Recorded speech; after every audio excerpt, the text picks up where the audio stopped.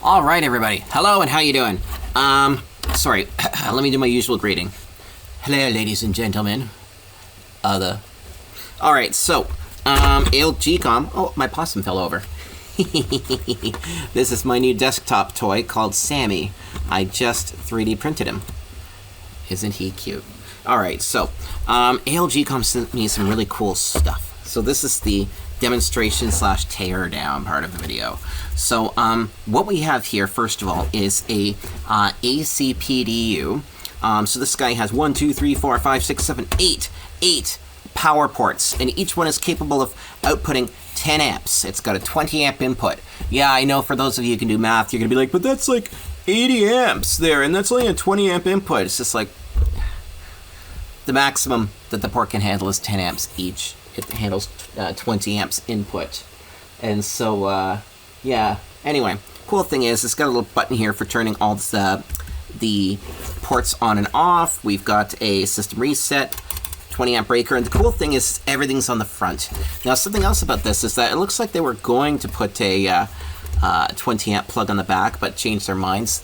Rightfully so. This is a way better idea.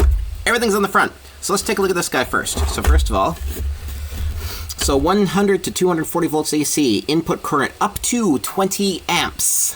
That means you need to get one of those plugs that's like that, little 15 or 120 volt to 20 amp ports. Okay, cool. Current per output up to 10 amps. Default IP 192.168 1.50. Admin. Press the ETH reset button for 10 seconds to restore default. Cool. Anyway, check this out. Let's crack her open, because I like doing that. We'll put this one aside for a moment. So first of all, if I open this little guy up here, isn't that pretty? Now I'm going to disconnect the serial connection here. And I'm going to put this guy down like so. Now look at this. So there's the control board.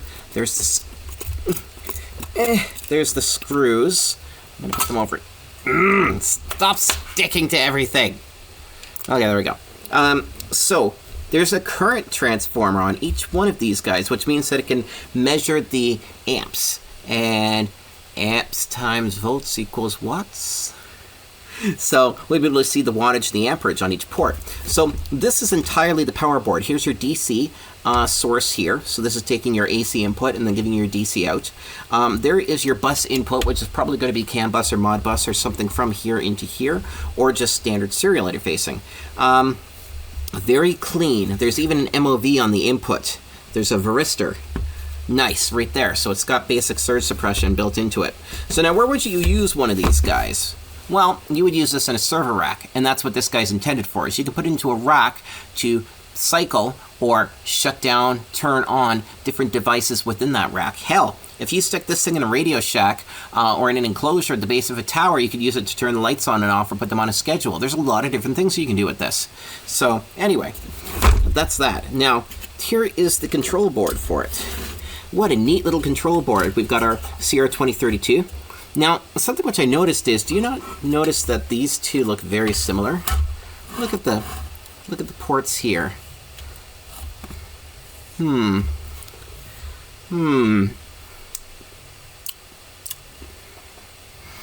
me, it looks like... Oh, and there's supposed to be a console port there. There's an actual spot for a serial conversion chip that goes right there. So, yeah, you could potentially put a serial console port on here anyway.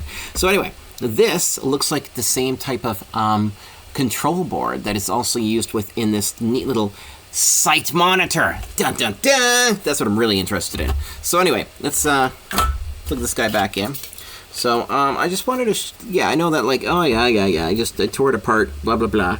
It's like, well, yeah, I wanted to show you guys the inside because that's just kind of my style, and I typically do that, so I just wanted to stay consistent. That is all. And this isn't the second take of the video at all. No, not at all.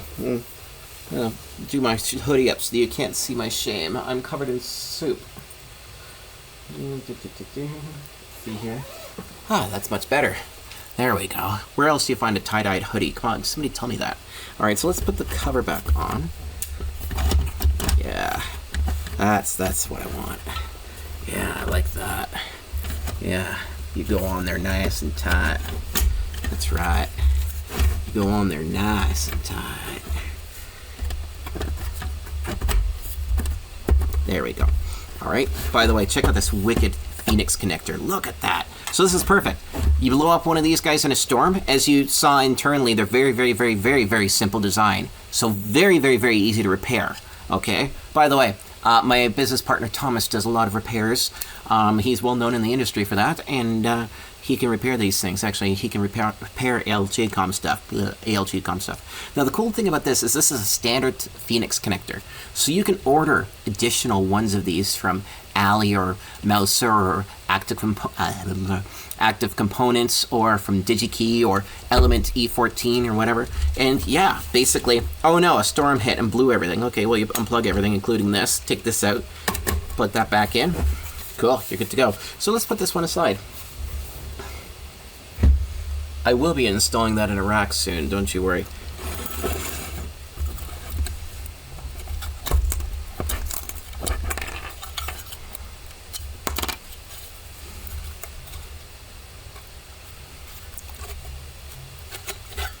So, let's look at this cool little site monitor. So this is the new site monitor from ALGCom. So it says here, humidity, temperature, smoke, voltage, door, flood, battery theft. You have 3 dry contact inputs and a digital sensor input right here.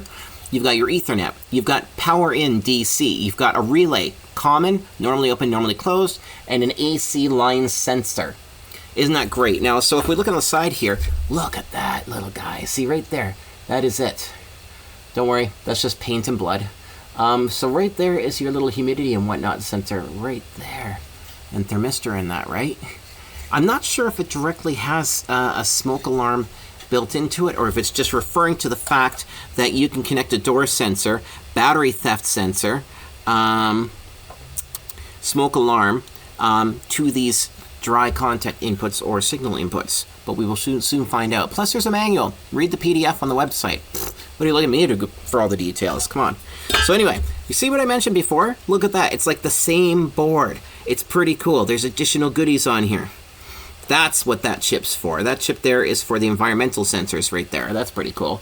Hey, by the way, I got a snowball right here. So anyway, yeah, that's what we've got here. So we've got our DC input.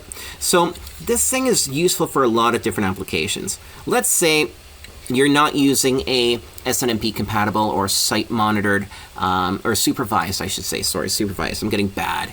Supervised power supply or a DC system like an off-grid system, or maybe a Meanwell kit, or maybe you're using some like random janky power supplies that you bought on whatever and installed in whatever. The idea here is just that you can tie your DC in here so you can monitor your DC voltage. And if this is a solar plant, that's great because you can also use this right here. This actually goes together like this. It's a very clever design. This is a great little case. Watch, watch, watch. So I start off doing this. There we go, and watch. Oh, come on, I almost got it. See, it just, look at that, it's even slanted, it's perfect. Okay, so, there we go. So, you can take this guy here and tie the relay into a generator, so that if the power goes off there, you can activate a generator automatically, or you can set parameters for that. Actually, I gotta check and see what kind of programming we can actually do with these guys, because I don't think we can do programming yet, only scheduling. But having the ability to actually use this as a PLC and say that, oh, if line is not present, activate relay, or, you know, if voltage drops down to a specific set point, like say 10 volts, or what's the input? 10 volts, or 21 volts, or 46 volts, then it would automatically, you know, activate this relay starting a generator. That'd be kind of some handy functionality on it. But having like a door contact here and a smoke alarm or heat sensor or whatever is going to be really cool. So you can do a lot of things with this, even if you're not using the mains monitoring on this. So very handy little piece of kit. It's kind of like the one, I think SitePro makes one. I could be wrong, sorry. I know that Tycon makes one as well. There's various people that make site monitors, and now ALGCom has one as well. Yes, what do you want? So, yeah, there we go. So there's the physical aspect of this video, and of course we've got labs coming. we've got labs coming for this, so don't you worry about that. And hi, monster. You're gonna distract me? Well, too bad. So I'm gonna have labs coming where I actually install the PDU in the rack and tie some servers and whatnot into it, so we can. I've got all sorts of Cisco gear and Zyzel and all sorts of stuff like that, which I want to tie in. So that'll be really handy in the lab for being able to start up certain equipment and shut it back down. But this guy here can be used for a million different things, and I think I've got a perfect application for it, which I've been talking to ALGCom about for my own personal needs, that will help me demonstrate off-grid sites with it. So yeah, let's do a jump cut. Yeah, it's your fault. You're trapped now. So let's do a jump cut now, and let's go and take a look at the software for this thing. It'll be really cool. All right. Welcome back from the jump cut. All right, Tank, I'm working. Please. So anyway, we are now logged into the module, this little guy here, the little site monitor. And let's see what we've got here. So I've literally just opened the IP address. You guys are learning as much as I am. All right, let's make sure my microphone's good. Oh, yeah. Sorry about that. Hope you didn't blow your speakers out. Okay, so now, home, status. This is actually kind of interesting. I/O expander. 21 degrees Celsius, relative humidity 33%. This would be good for 3D printer enclosures too, by the way. AC voltage 1, DC voltage. I need to recalibrate that. My bench power supply is not accurate. Dry contact, dry contact, dry contact. Digital's input, nice. Okay, relay output, open, nice. Okay, so commands, what do we got here? Oh, hold on. I'm assuming it's admin. Yes. Relay settings. Okay, so here we've got automatic schedule. Cool. State open. Oh, I can change that to close. Cool. Click. Oh, I like that. Click. That's neat. Okay, so let's see here. So that's commands. Users. I'm assuming that's just our user stuff. And let's relabel that.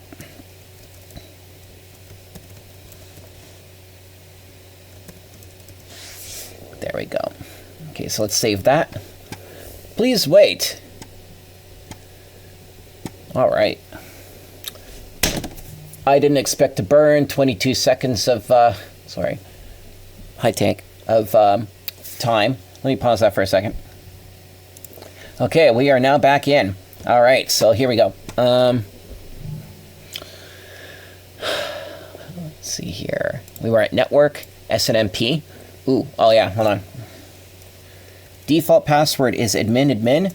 Default IP is 192.168.1.50. You guys should be used to that. So cool, we can use 3 communities here. That's awesome. Install. Oh, so this is site data. Pop name, address, city, installation date, responsible person. This is great. Oh, cool, we can even label stuff. So we can say cabinet or ambient, for example. So ambient temperature, relative humidity, ambient. Okay, I'll go ambient temp. Humidity. AC voltage, mains. Let's see here. Battery, I'll just do bat. Oh, okay, dry contact 1, 2, 3. So that's our dry contacts for, we can use them for sensors. Digital sensor relay. All right, cool. So that's all that stuff. And then date, time, and schedule. That's really all there is to that. Request failed. Okay. Oh, okay, hold on one second. Look at these little red checks right here that indicate stuff. Neat. That tells us that that needs to be a certain way. What did I miss? Oh, hold on. Has to be a format probably. 03, 03, 24. All right, let's save that.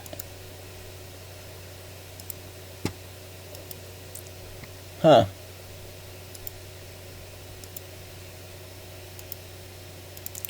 Okay, I did something wrong. Let's try 03-03-24. You know, I haven't read the manual, so don't worry about this. Okay. Anyway, yeah, because I mean, like, this isn't a how-to video. This is a review and take a look at cool things. Okay, cool. So, yeah, that's the basics on it, and it looks like we can do scheduling for relays and stuff. This thing has a lot of potential to do a lot more than it already does, because we could put logic in here so that if something does something, you can have something else do something else. So I'll be talking to the guys about that. I'm sure they're going to be watching this video before any of you guys, so that's a cool idea. I also want to see if there's any way we can get a current tap, an external current tap for a battery bank that can go up to about 1,000 amps, because that'd be really nice to get for that thing. All right, so now let's get the other one set up. Give me a second to go over to it. I'm trying to pause so that the video is not too long with fluff in it, because some of you guys get a little bit annoyed when I just have a lot of dead air, and I know I do. So here we go. Pause. All right, so let's just see here. So now we're logged into, I've got this guy hooked up. I've got a 100-watt light bulb sitting here behind me, which is going to blind the camera as soon as I get her going. So I've got that plugged into port 8. So now, let's see. All right. So as we already know, this is the same board. So different firmware. SNMP version, AC-PDU, 8P. Status, nice. Bus current, 0 amps. Bus wattage, or power, 0 watts. Alarms, nope. Uptime, 11 minutes. Cool. Try to fix date time. Okay, disabled, status.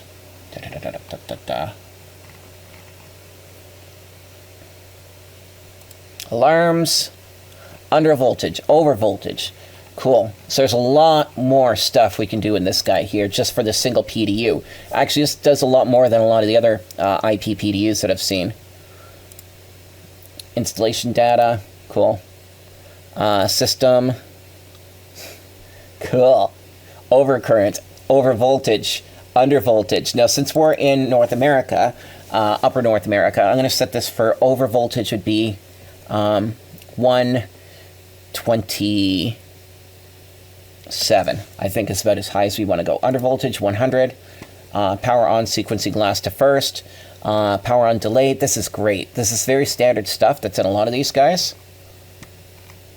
Okay, so let's save that.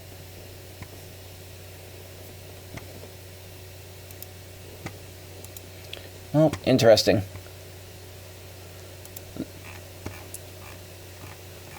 Okay. I will let the guys know. The output labels can be set in install menu. Okay, so there's something in here that I haven't set yet that is clearly not happy. Request failed. Please check the star. What did I miss? There's a star. System settings. Communication error. Did I not plug it in properly?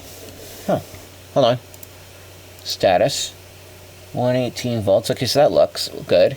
Okay, commands. Actually, let's just jump on here. Okay, so there we go. I turn on the light bulb, which means that now if I go to status, I should see how much wattage is being pulled on here. So we're pulling 60 watts. Cool. 0.45 amps. Cool. And there we go. 119 volts. Cool. So, yeah, there's that. So now we can actually, like, see the wattage. So I'm assuming if I, like, unplug this now.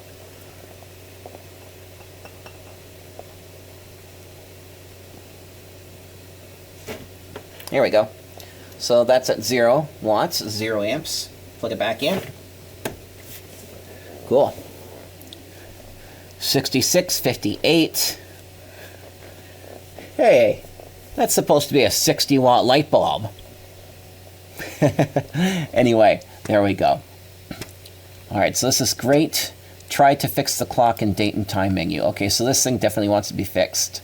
PDU time, sync. I'll just sync it with the computer. There we go, save. Configuration stored, time zone, so we can put the plus or minus rate here, SNTP. I can do that too. Let's try this. So now maybe I can actually go to the other section now. And where was I? I forgot where I went. Install system. Here we go. So now I should be able to go in here.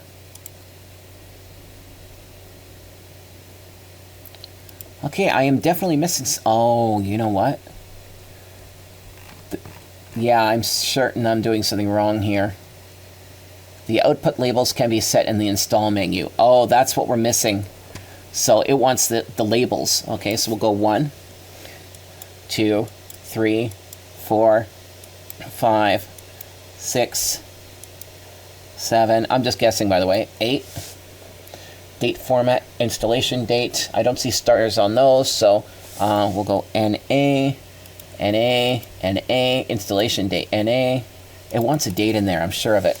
Okay, so let's see, save. Just this. What is the parameter for that? Oh, this is going to make me nuts.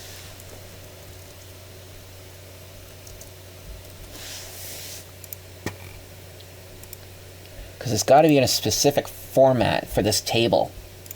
Let's see if there's a tooltip. Let's try that. Invalid value. Okay.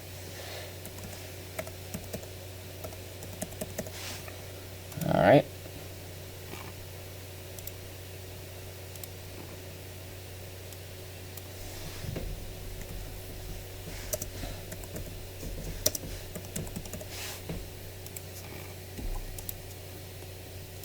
So it should be like an example in here by default, but yeah, for whatever reason, where is the manual for this?